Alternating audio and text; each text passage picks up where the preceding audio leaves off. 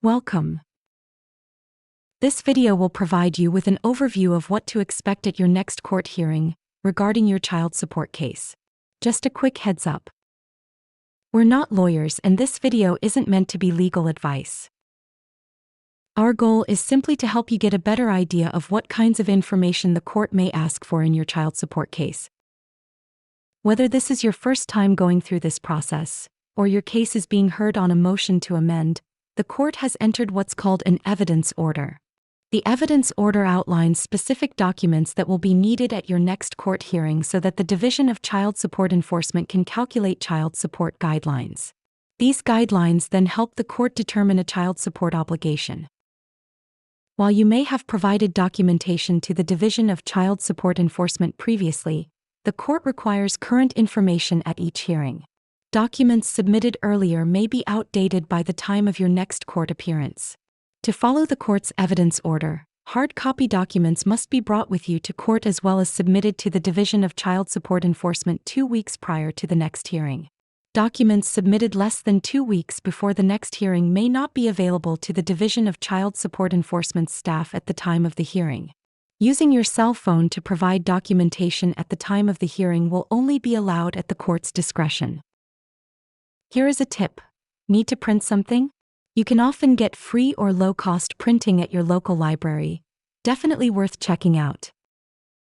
At your next hearing, the Division of Child Support Enforcement staff will collect your documents pertaining to work-related childcare costs, health insurance costs for the children only, which includes medical, dental, and vision insurance, and current income, such as pay stubs, W-2s, 1099s, personal and business tax returns, disability payments, unemployment insurance benefits, and bank account statements.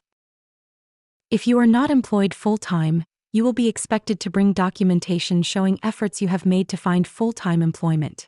Examples of other evidence include, but is not limited to, a termination letter from your last employer, SSI and SSDI letters, and medical documentation. If you have evidence of the other party's income, that may be information you will want to submit, and should therefore be brought to court as potential evidence. Quick note. This isn't a custody case, so we won't be going into details about custody or visitation. But if you have a recent custody order or even a calendar showing where your child stayed overnight, that can still be helpful to include as supporting information. Additionally, you will need to bring documentation of other child support obligations that are being paid, and documentation of other biological or legally adopted minor children currently living in your home. Once the Division of Child Support Enforcement staff has collected this information from both parties, they will calculate the child support guidelines and present these guidelines to the court at your hearing. It is very important to be present at the courthouse prior to the hearing start time.